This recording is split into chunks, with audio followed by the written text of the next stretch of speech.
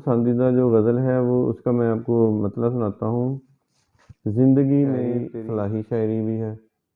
उसमें उनकी शायरी में हर किस्म का डियर ऑडियंस अस्सलाम वालेकुम, आई एम प्रोफेसर फरियाद विद मोटिवेशनल हाइलाइट्स। नाजरीन, बहुत कम दफ़ा ऐसा होता है कि हमें बोलते वक्त अल्फाज जो है ना, वो अल्फाज का दामन हमारा तंग हो जाता है। तो शायद उनमें से एक आज ऐसा ही मौका है, क्योंकि मैं समझता हूँ हमारे बहुत ही सीनियर दोस्त और इनकी खसूसियात के हवाले से अगर मैं बताना चाहूँ तो लंबी चौड़ी एक लिस्ट होगी, लेकिन सर के साथ हम ना 2-3 नशिस्तें रखेंगे जिनके अंदर सर के जो आइडियाज़ हैं, ख़यालात हैं, वो आपके सामने रखेंगे।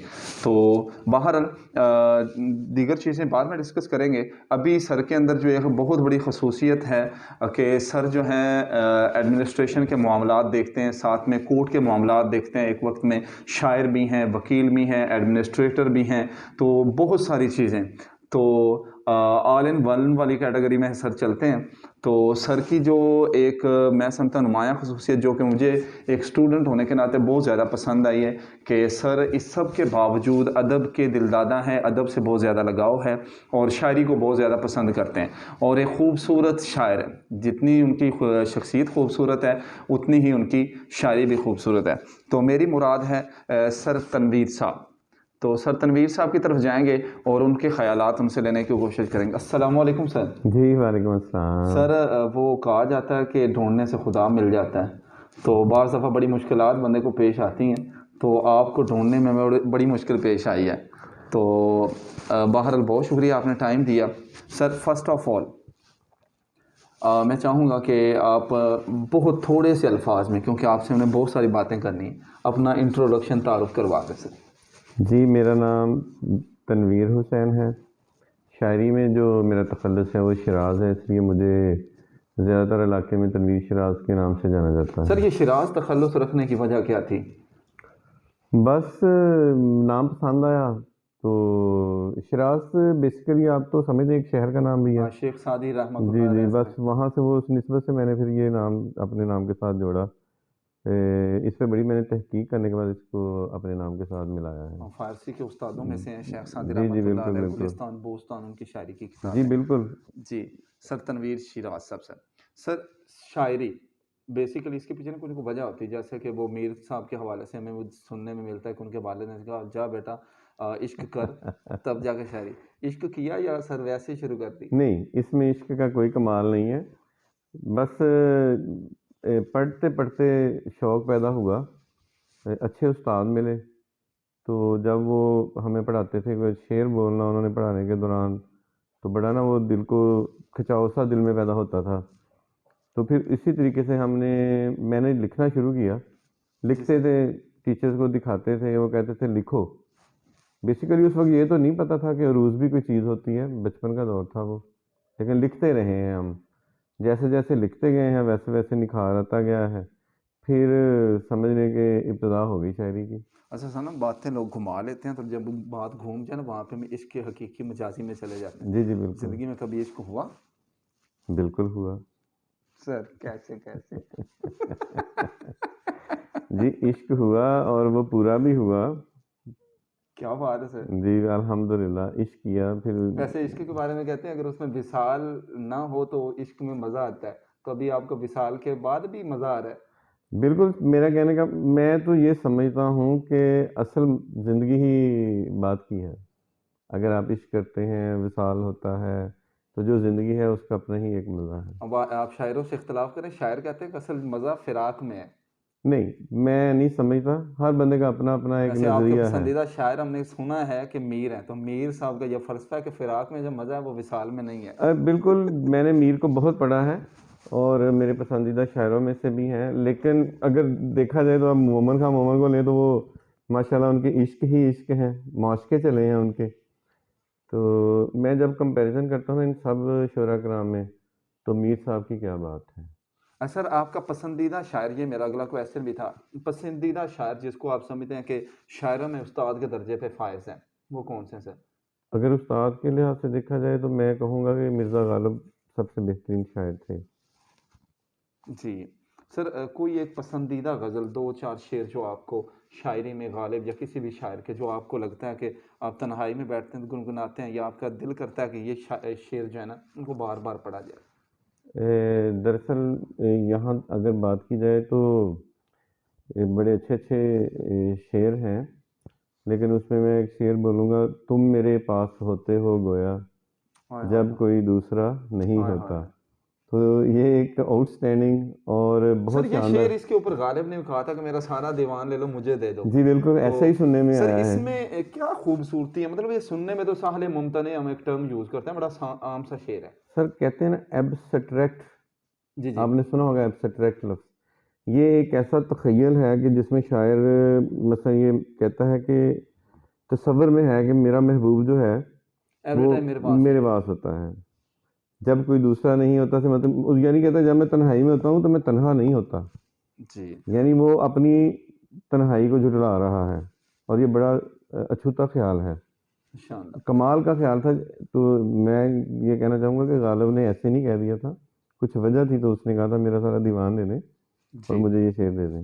اچھا سر، آپ نے شاعری کی تو ابھی تک اپنا دیوان یا اپنی کتاب کوئی مارکیٹ میں لائے؟ بیسیکلی میں مواد تو میرا کافی سارا تیار ہے. ایک بک میری تھی دھوپ صحرا اور فاصلے، جی تو اس کا فرسٹ ایڈیشن تو ختم ہو گیا ہوا ہے. یہ مارکیٹ میں آ چکی ہے. یہ 95 میں آئی تھی. اس کے بعد میں نے ابھی تک کوئی کتاب نہیں اس کے بعد پبلش کروائی، کیونکہ بیسیکلی میں سمجھتا ہوں کہ شاعری اب ہماری میچور ہوئی ہے، تو اب ہمیں اس فیلڈ میں اپنی جو ہے جو پبلشنگ ہے وہ لانی چاہیے. جی اچھا سر، آپ کی اپنی جو شاعری ہے، بعض دفعہ ایسا ہوتا ہے نا کہ اولاد میں بھی والدین جو ہوتے ہیں ان کو ایک آدھ ماں کو یا باپ کو ایک بچہ سب سے پیارا لگ رہا ہوتا ہے، تو آپ کی شاعری میں کوئی ایک غزل جو آپ سنتے ہیں یا نظم جو آپ کو پیاری لگتی ہے، اس کے دو شعر سر. جی بالکل. اس میں میری سب سے پسندیدہ جو غزل ہے وہ اس کا میں آپ کو مطلب سناتا ہوں. زندگی میں تیری کمی کیوں ہے، آج پھر آنکھ میں نمی کیوں ہے. یہ میرا سب سے پسندیدہ شعر ہے غزل کے لحاظ سے. ویسے تو میری بہت اچھی اچھی غزلیں ہیں، لیکن یہ ابتدائی غزلوں میں سے غزل ہے جس کو میں بہت زیادہ پسند کرتا ہوں. زبردست. زندگی میں تیری کمی کیوں ہے، کیوں ہے، آج پھر آنکھ آج میں پھر آنکھ میں نمی نمی کیوں ہے. کیوں ہے. سر یہ شاعری جو ہے عام طور پہ لوگوں کو جیسے مجھے بھی ہے شعر یاد نہیں ہوتے، شاعری پسند ضرور ہے. تو شعر یاد کرنے کے لیے کیا آپ سمجھیں کوئی ٹرک ہے یا مسلسل لگے رہو کیا جو ہوتے ہیں مسلسل والا سین ہے سر اس میں دیکھیں کوئی بھی چیز ہے اس میں مطالعہ بہت ضروری ہے. جیسے دیکھیں کہ میتھمیٹیشین ہے، میتھمیٹکس کو اگر ہم نے سمجھنا تو ہمیں بار بار اس کی پریکٹس کرنی پڑتی ہے. تو اگر آپ چاہتے ہیں آپ کو شعر یاد رہے تو اس کے لیے مطالعہ بہت ضروری ہے. میرے خیال میں اگر آپ کا مطالعہ اچھا ہے تو آپ کو شعر بھی یاد رہیں گے. Very good. اچھا اس کے لیے مطالعہ کرنا پڑے گا. جی جیسے وہ فارسی میں کہا جاتا ہے گر تمی خواہی باشد خوش نویس می نویسو می نویسو می نویسو می نویس. جی شاندار. سر آپ کا مطالعہ نظر آ رہا ہے.